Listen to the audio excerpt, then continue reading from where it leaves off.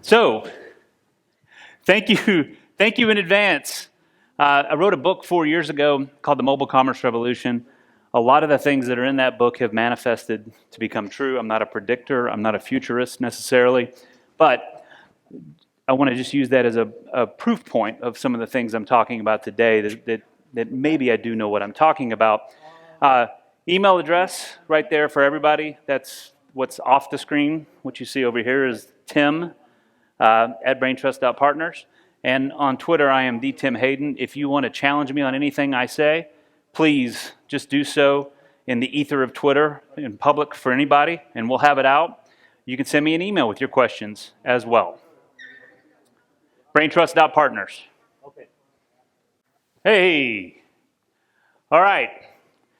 Let's be honest. Digital transformation is something that happens to you as much as it's something that you can control. 70% of the traffic on the internet today is machine generated. 70%. That's a 2019 number. It's only going to get worse. That's not really a bad thing, though. We were just talking to an influencer, and the great number of the followers that influencers have are not people, but machines.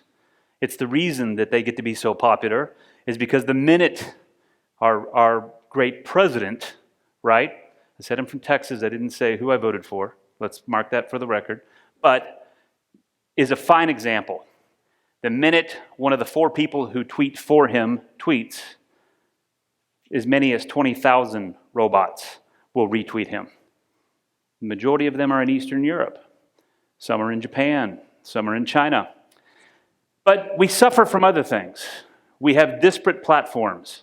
If you work for a Global 2000 brand, you probably have somewhere in the neighborhood of 150 to 200 different systems that you're using to manage the customer experience. That's everything from advertising and marketing to public relations to customer service to point of sale to e-commerce, which is different than point of sale. You've got so many systems, and that's causing some data problems. More on that in a second. We've talked a little bit about bots, and we've talked a little bit, and I think everyone's understood from being in this room today, technology is changing faster than it ever has before. That makes a lot of good things happen. It makes a lot of things possible, but it also brings challenges. So let's talk about a few things that are happening that are disturbing to me. You may not share that. Aaron just asked you, how many of you have a Google Home in your house? How many of you have an Amazon Echo Dot in your house? Keep your hand up. Do you have a Google Home in your house? Okay. 1 in 5 Americans has one of these devices in their home right now. I only mentioned 2 companies just then, didn't I? And those 2 companies represent somewhere in the neighborhood of 98% of all those devices. No big deal, marketers, right? That's Google. That's Amazon. We've been paying them for years to get to our customers. That's part of the problem. What's fascinating is how fast it's happening. That's a 78% increase year over year from 2017 to 2018. And what should scare the ever-living shit out of you is that these same 2 companies dominate the video camera on the front door. 2 companies who can hear everything said in your home and see everything that shows up at your front door. Soak in that for a second. Privacy. Where to go? And maybe I stepped on something.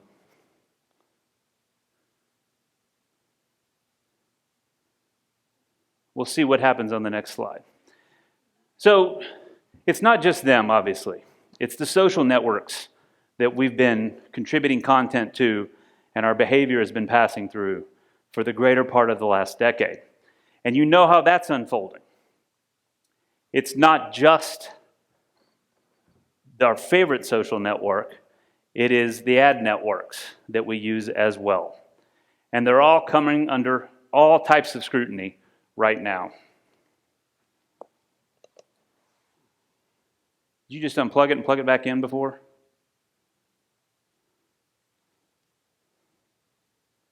Sorry, guys. On that note, How many of you saw the news article last week of a class action suit against Amazon out of the state of Washington, alleging them of recording children's conversations in houses without the children knowing about it? This is very real stuff that we're talking about. And I'm a recovering mobile strategist. You saw earlier I wrote a book on the mobile commerce revolution, the notion that you can buy anything in the world from wherever you sit right this second. That's the reality we have. But I use this chart just to show you how fast this has happened over 10 years. On the front end of that, we were looking at BlackBerries. Some of you were probably in high school or junior high back then. But this has happened extremely fast. And the key point here is that for the last 5 years, at least one of every two of your customers has been carrying a supercomputer in their pocket. And what that means is you've had a peer-to-peer relationship or an opportunity to build a peer-to-peer relationship with that customer for 5 years. But most of you haven't. The greatest example I have of this, the illustration here, is the gentleman on your left. This is the smartphone reality. The gentleman on your left, a postal worker, Cliff Clavin, knows a little bit about everything and everyone. Think about your postal workers. They know everything about you. They know who you owe money to, who you're paying money to, who pays you money, the magazines you subscribe to, and the conditions you have with the invoices that come from your healthcare providers in the hospital and everything else. They know a little bit about everything. That's mobile reality. With Google and IMDb and Wikipedia in our pocket, there's no such thing as bar trivia anymore, is there? Because we have all the answers right in our pocket. I even say the bar room debate is all but dead because for the most part, we have a factual true north that we can go to. Obviously, there are things happening in the press that are challenging that and the blogosphere. The gentleman on your right, though, when he walks in the bar, everyone in the bar says the epitome of personalization. We know where he sits. We know he's drinking a beer, and we understand that he's not happy with his wife and he hates his boss. And it could be the other way around. But if you think about those two personas, that describes every customer and every one of us in the room right now. We have all the information in the world in our pocket, and we expect a personalized experience. But still, as marketers, we're predominantly sending email that at best is two different versions, maybe two different subject lines, and it's hello first name, or worse. Hello customer, hello friend, hello members. We're still doing that today. Even though we've had a smorgasbord of technologies to use. Remember what I said earlier about a Global 2000 brand having 150, 200 different systems. This is Scott Brinker's Martech 5000. I'm sure many of you have seen this. He has a new one every April. It was the Martech 5000 3 years ago. Last year, it was still called the Martech 5000, but there were 6,000 logos up here. This year, there are over 7,000. It's a surplus of technology. Everybody goes to Instagram. We have to get new tools, new systems to be able to track them down, to measure them, to see if they're using our hashtag. And the list goes on and on and on. What this has done is created this problem. In having different business units or departments manage different customer touch points, you have this reality. You have a customer whose name is Cliff. Filled out a form on your website, says their name is Cliff. They follow you on Twitter, Instagram, other places as the Cliffster. Their credit card says their name is Cliff B. Smith. Google tells you that it's Clifford on your website. Boom, there's a Clifford entry in your CRM, winner. But when he downloads your mobile app, he says his name is Cliff. Most people in the room that are handling certain aspects of marketing and digital marketing will only get a view of one or two of these, right? they won't understand, and the people who are on the other side of the building talking to that same customer won't understand what it is you're doing. All along, this is just Cliff. And this is what we're talking about today. Because we haven't gone about having a single true north of who our customers are, we have fewer repeat purchases. Marketing has become an act of acquisition. How do we go build lookalike audiences to find new customers instead of taking care of the customers who've already opened their wallet to us? And when we take our eye off of them, they go to the competitors who have better price points, more convenience, more immediacy through companies that do the same thing you do but operate in the cloud at 1/10 the expense and have their logistics company that just happens to sell groceries, right? Kind of like a hamburger place that it's really just a real estate company that sells hamburgers, right? It's that kind of thing that's happening again in terms of transformation. Ultimately, the standard through which most marketers should be judged, at least one of the top two standards, beyond brand affinity and understanding the customer's sentiment and likelihood, propensity to buy from you again, is just sales. And we're losing revenue, most of us. If we've been in business for 12 months or longer, we have lost customers because we haven't kept our eye on the ball of the current ones we have. To stop this from happening, you'll have to create a consistent customer experience at every single touch point. And I'm talking about personalization at every single touch point. That is possible today. And here's how. You will need to connect. This isn't traditional systems integration. You'll have to be able to connect all of the relevant data, the customer data that you have, 100% of it. Not just 3 or 4 systems, not just CRM to marketing automation to mobile app management to social analytics. I'm talking about everything. Being able to connect it in one place, leveraging machine learning for what it can do for you today, because you as humans cannot make sense of all that data. You need the machines to be able to do 2 things: bring the data together to find out that Cliff is just one person, no matter where he came from, but also to understand from a segmentation standpoint, who are the others that look like him? How do they behave? What do we do next? More on that in a second. And that's just it. Acting on the insights you can get from leveraging machine learning with that data. First order of business, and most of us who've gone through some of the marching orders that GDPR compliance has given us. This is coming again with the California Consumer Privacy Act, which goes into effect next January. As I've made clear, I'm a Texan. We had 2 bills go through the legislature. They did not get passed in the state of Texas in this last legislature, which just wrapped up about 10 days ago, that were of the same variety, same kind of teeth as what California had. There are 9 other states. New York is up to bat. So there is a governmental thing that's going to keep you from using ad networks and social media the way that you have. So what do you need? You need to get names, email addresses, actual phone numbers, and mailing addresses. These are things that will come back into play in terms of your ability to have peer-to-peer engagement with your customers.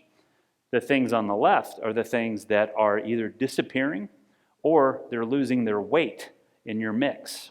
And they will continue to do so over time. I make no predictions. CCPA kicks in January of next year. I can't tell you that a blade's going to drop that day, but I can tell you that there are going to be some really big companies in California that are in the news around February 1st for not complying. And that'll apply to all the terra firma here in the lower 48 and Alaska and Hawaii as well. What we're talking about here is a customer data platform. Raise your hand if you have a customer data platform in place today. A few. The customer data platform is a single place where everything via API is connected to it. Every single bit of it. Now, the hands that were just raised, many of the hands that weren't raised, you've got a menu of providers that are out there right now. Adobe just launched one.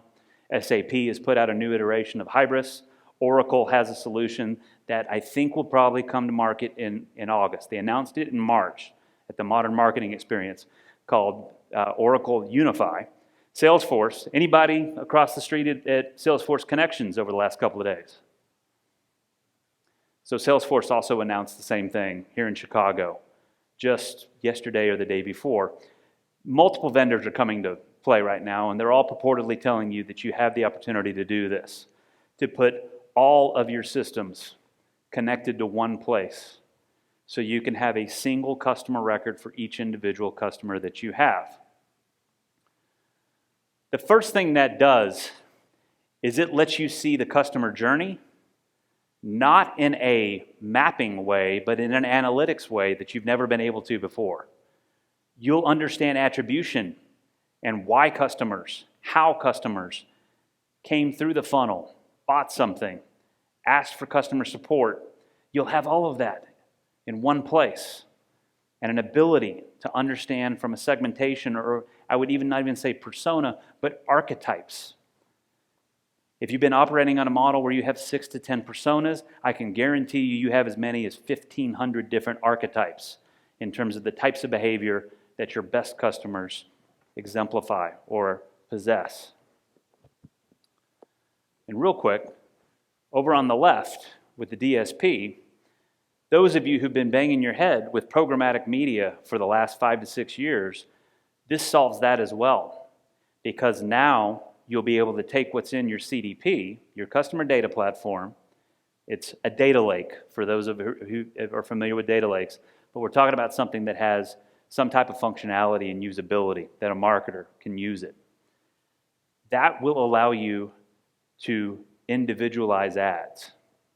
These are ads that Tim sees and only Tim sees. This is where it's headed. This is what programmatic media was built to do, but most of us were not great stewards of our data, and we never could really get to that point of true personalization. And while all this is going on, we're expected to also deliver this. This is on apple.com.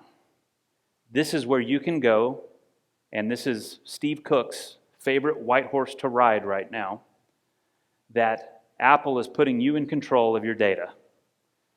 This was a product of GDPR and the growing discourse around customer privacy.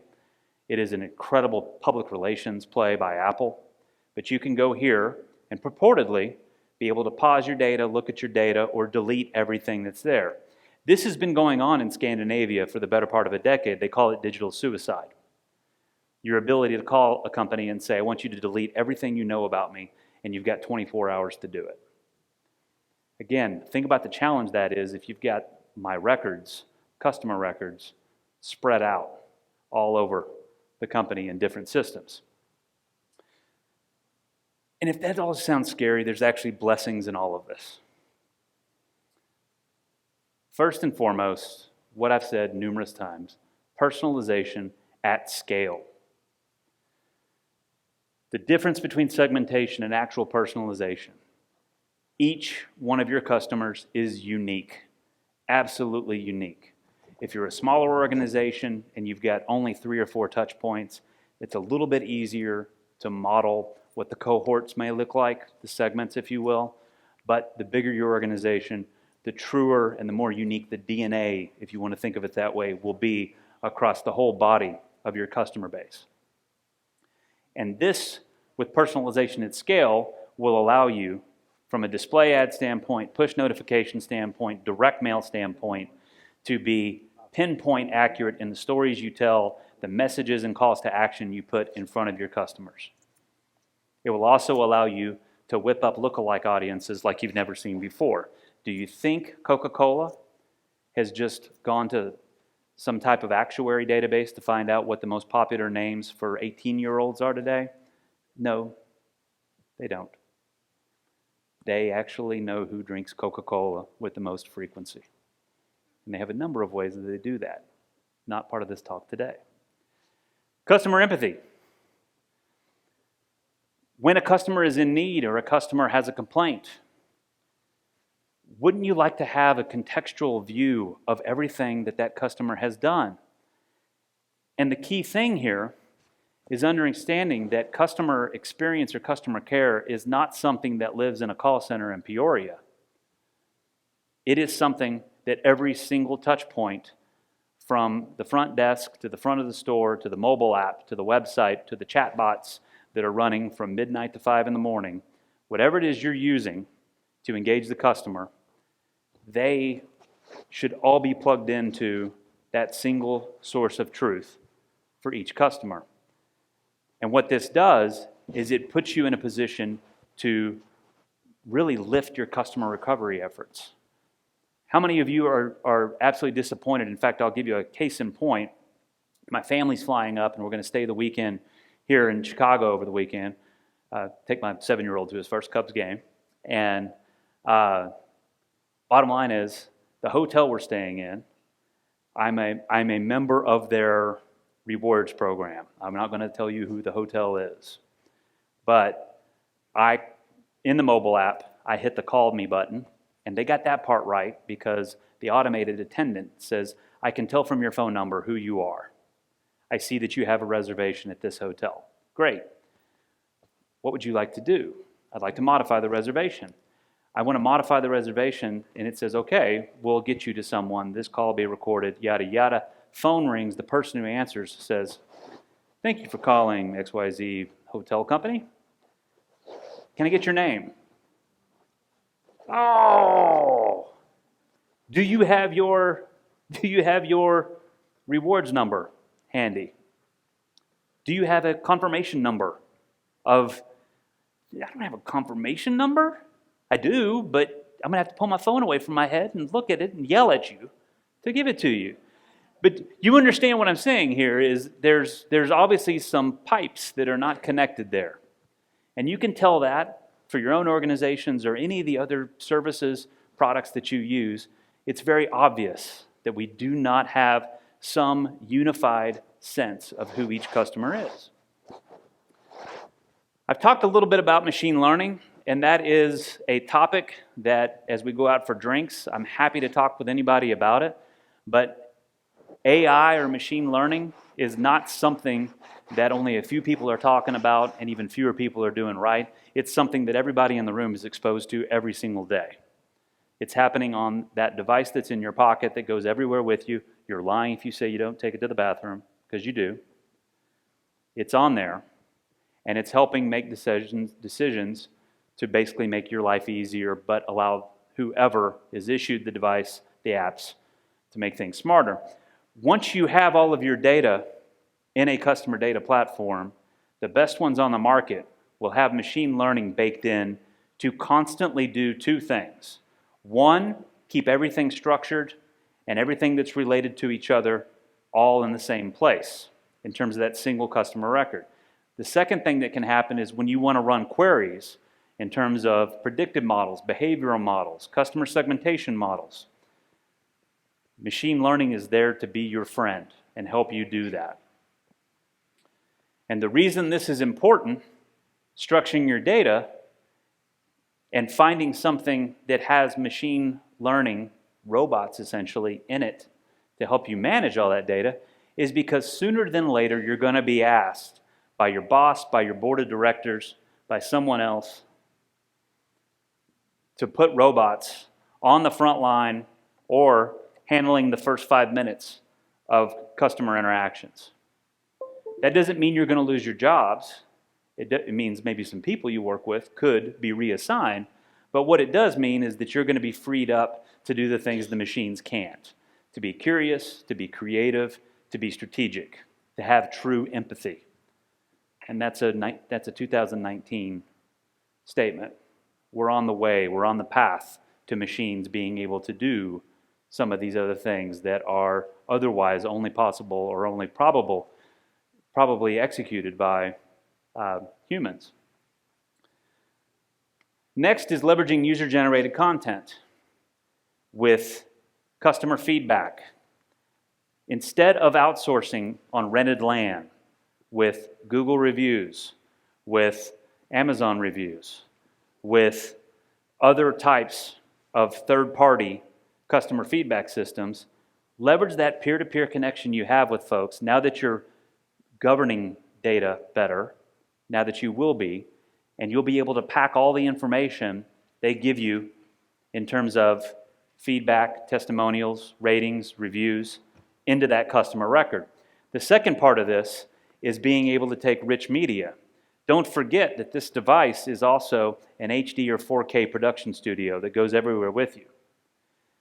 Instead of paying your agency to go build out a library of stock photography, send a message out to your customers and say, please take a picture of you wearing it, you using it, you driving it, you playing with it. Talking about sporting goods there, folks. Bottom line, you have that peer-to-peer connection, and now that you have the capacity from a data governance standpoint and a data storage standpoint, pack your customer records with that rich media, with all that feedback they give you. Again, you can go back and ask the machines to segment your audience based on people's feedback. The best CDPs will also, within the next 2 years, be equipped with computer vision to understand what's in those photos and those videos that they share with you. And at the end of the day, the biggest reason you want to do that is because that's the only way you can get permission, or that's the most seamless way to get permission from your customers to use their content. If you're running hashtag campaigns on Instagram, you have to do a double opt-in to use or repost, even at times, other people's photos. That's been fought at the highest court in the land. So looking at the peer-to-peer opportunity for people to opt in and give you permission to use their rich media is a huge opportunity that most marketers just simply overlook. For good reason, because most of the time we hire an agency to go produce that kind of content for us. Point 5, moving at the speed of the customer. If you have a handle of customer behavior end to end, then you're going to be able to move at the speed of the customer, but also to influence product development. Now, there's 2 reasons why this is important. A majority of the products that you will start to deliver to market will be digital in nature. So many of them will be applications that you push to the edge that run on connected cars, smart speakers in the home, certainly smartphones, certainly smartwatches, and maybe smart bicycles and refrigerators. That's all coming. Who's been to CES in the last 3 years in Las Vegas? Everything I just mentioned has been on the floor at CES as a prototype, at least for 5 years. It's coming to market, and you as a marketer will have an opportunity to engage people in ways you never thought about. Marketers have a responsibility to influence product development because you'll have a finger on the pulse of customer behavior, wants, needs, and preferences, unlike anybody else in the organization. That's exciting for anybody who's been a marketer and wanted to have some type of influence or responsibility in launching what's next. And if you want to deliver immersive experiences, there's all kinds of incredible ways to make things happen with augmented reality and virtual reality. But at the end of the day, is it contextually relevant, or is it just really good video production? We as consumers, as humans, are going to only use that which we know is contextually relevant to us as individuals. And this is one of the things that can happen once you get your data structured and you govern it better. And a final thought there is blockchain. And I would say in the other Digimarcon events where I've delivered this talk, or a talk similar to this over the past 2 months, I've had a lot of people challenge me to say blockchain is just not going to happen. Lots of people want to take it to Bitcoin. Say, I don't have any Bitcoin, I'm never going to have Bitcoin, I don't think Bitcoin will last. What happened this week? A little louder? Facebook. Facebook launched Libra, which is a stable coin, which is really interesting because they got a bunch of different companies to give them money securities to back it, which is different than cryptocurrency as we've known it to date. And it's Facebook doing it, and we kind of know where they stand on privacy, right? The whole notion of blockchain is that it is encrypted. Your value exchanges between customers and your brand are encrypted and absolutely secure. The 5 to 6 year horizon for that is that your customers will be able to operate anonymously. It won't be just privacy, they'll just be able to confirm that they're 18 years old or older, if they need be, depending on the kinds of things you're selling, that they're 18 years old, they're 16 years old, whatever it is, and that they live in an area where you can deliver it to. And they've got the money. They have the value. That's all you're going to know about them in terms of commerce.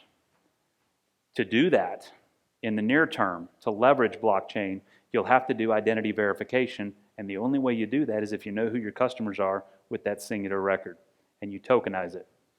I'm happy to talk to you over drinks what that looks like and what that means for advertising as well.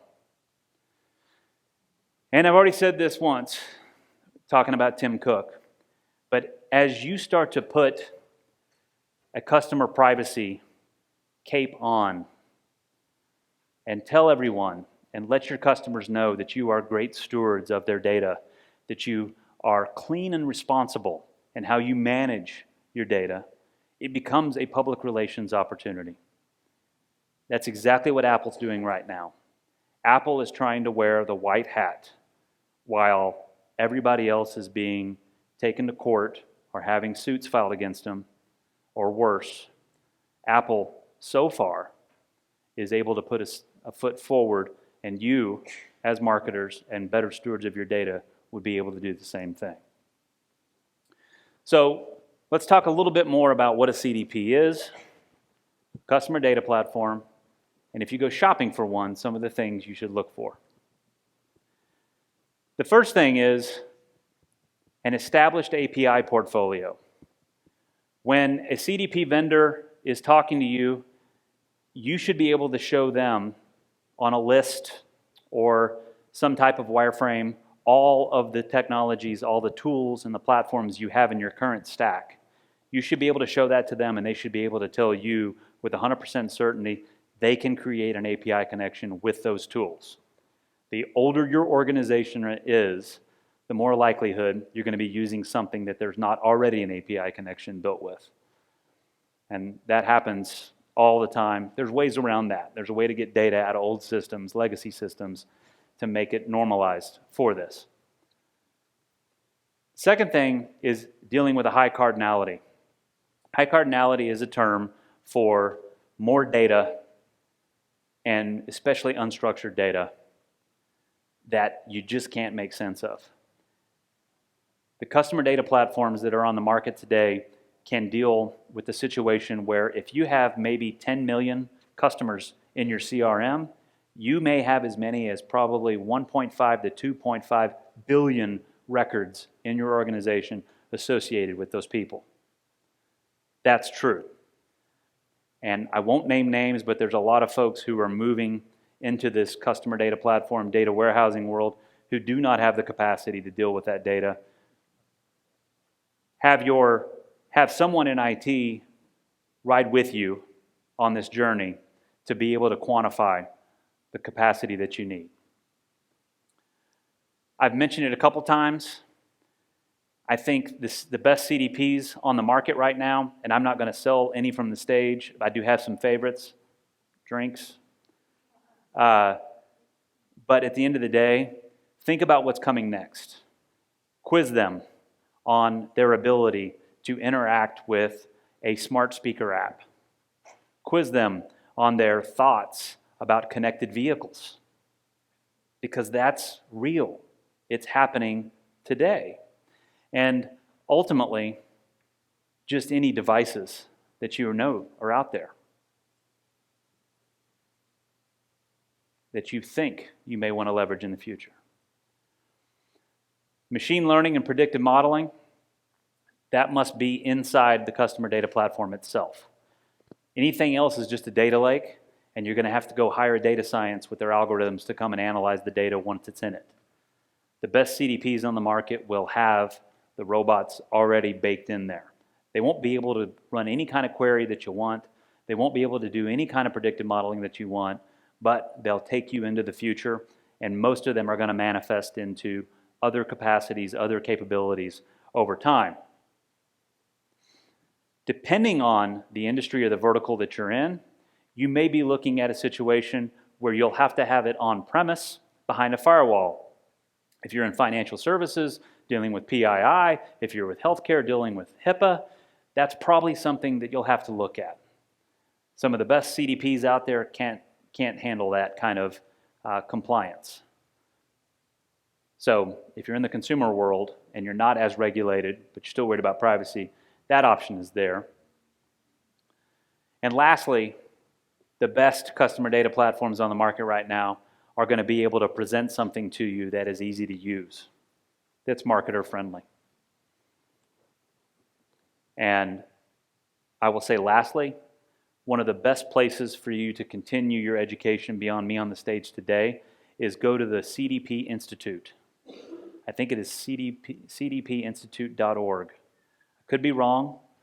Ask your favorite search engine to take you to the CDP Institute, and they'll take you there. David Rabb is the guy who runs that, and he does a fantastic job of giving you a drip email once a day or 3 times a week, however you'd like it, to give you all the news that's happening in the customer data platform market right now. Lots of players, lots of action there. A non-technical, a non-capital investment. Raise your hand if you consider yourself a digital marketer. Hi. Keep the hand up if you also run direct mail. Couple. Let me turn it away. How many of you started off as direct mail? Most analytical minds in the room. People that have been operating off of spreadsheets long before any of the rest of us did. But the idea here is that if somebody's handling something that you think is not digital, or it is, have a cup of coffee with them once a month. Take them to lunch. The people who run the call center and customer feedback, customer service, go down to their office and ask to see the call reports. That's customer feedback. That's data that exists. It's not clicks, it's not open rates, it's not impressions, it's not pixel performance. It is true customer feedback. And that is the big opportunity that doesn't require you to invest in technology, but simply to share insights with each other and up-level the game, the performance of more than just your department. And how about that? I'm not even going to try to fix that for you. Oh, that's all I had. Was it this one? All right. All right, we'll just give it up. There are 2 more slides. All right. Last slide is simply that. We're talking about cleaning your house. We're talking about better governance of data. We're talking about a product of that having better chemistry across otherwise disparate departments, business units. And ultimately what we're talking about is you controlling transformation more than it controlling you. So with that, it's what you already saw. Do we have questions? Certainly. And like I said, I'm going to be hanging out, drinks, and happy to talk with folks there too. But anybody have a question? It's a big group. Somebody? Excuse me. Yes, ma'am. See the box man's right there. This young woman right here. Take your hand off. Sorry. When you said Instagram hashtag contest with a double opt-in if you're going to use their rich, would you sort of elaborate on that? Sure. I mean, a popular promotional tactic is, especially with consumer brands, is to say, hey, take a picture of X, take a picture of our shoes and use this hashtag, right? And 5 years ago, brands would do that, and then they would take the images that people, the pictures of the shoes, and then they would try to publish it over on Facebook. Or even worse, they'd try to put it in an email. And that became through the court structure, that became a grand battle on who actually owned the rights to it. The brands were saying, hey, they were doing what we told them. They used our hashtag to do that. And consumers were saying, no. That picture came from my camera on my device. It belongs to me. The T's and C's in Instagram now dictate that the content that's there, the rich media, videos, photos, those belong to the account holder. And the contemporary way that most marketers have been doing this, anybody use Sprinkler for social management? I saw a couple hands go up. Sprinkler has a double opt-in way that you see somebody's photo that you'd like to use somewhere else, maybe on a postcard, maybe in an email. Sprinkler has a way that their tool can be used to go back and reach out to that person and ask them to check a box and give permission to use it. My point is that these are folks, you have their email address, maybe their cell phone number. Send them a direct message and just simply say, capture a video and share it with us at home on your Wi-Fi. Be helpful and utilitarian to them, right? Don't chew up all your data. When you get home connected to Wi-Fi, send us a picture of how you used us today. And then game it up. Make it a contest. Put it on a website and have people vote up and down. There's a number of ways to do that. But it falls in the phylum of gimmicky promotions. And my point is just look at the savings you could have. In the last practical case is an airline that we were working with 2 years ago had calculated they were spending about $20 million a year on stock photography for all these pretty pictures of destinations on their website and their mobile app and stuff that they were doing. And we just said, guess what? You have 55,000 employees that are out there at these destinations every day. There's technology today that would allow you just to have them share the pictures they're already taking. It's good, high quality stuff. But even though those were employees, you still had to get them to give permission to use their images. Yes.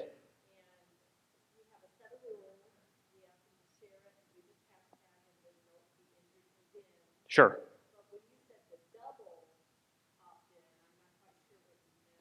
If you want to repurpose their content, really in any capacity, you'll have to have them say yes. You can use my rich media, my photos, my video, and then probably have something like either an ability to send them a text message and have them reply with a why I'm in, right? It's a double I's dotted, T's crossed thing that has to happen there. And my delivery today is that even becomes more feasible from a practical standpoint if you are now keeping singular records for each one of your customers. You just pack that in there so you know it comes from them, which is going to have all kinds of future ways that you're going to be able to go in and just tell the machine to say, find everybody that took a picture of a purple one, and it will do it.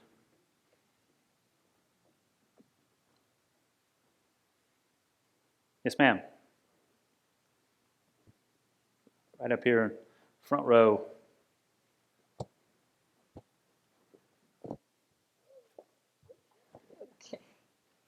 I just noticed that in your self-introduction, the last sentence you wrote, you and your wife live in Austin and you haven't owned a personal car since 2003. Yes, ma'am. I thought there's some story there. There's a story there. Yeah. No, we've lived in Austin for 20 years. There were 2 years that we lived in the Bay Area. We kept our house in Austin when we did that. But in 2003, I had an Audi A4. I sold it to start an agency. I've raised $6,500 and some odd dollars because I was bootstrapping it, right? My wife and I at the time were both working downtown, so we could carpool together. She had a car, I did not. We'd carpool together. Fast forward 6-7 years, Daimler put the biggest car-to-go fleet in Austin first, after Frankfurt. Frankfurt was the first place in Germany that launched. Austin, Texas was the next place. So today there are 450 Mercedes, what I call baby Benzes, that are all around the city. I got a mobile app. I use it for 47 cents a minute. Don't buy gas. Don't park. Not to pay to park. Don't have to pay for insurance. And Austin's growing up with its transit system, so I ride the bus and the train. I'm multimodal, if you will. I just don't drive a car all the time. Certainly not my own. These boots are made for walking. Any other questions? All right, you bashful folks. Let's go have drinks. Thank you so much.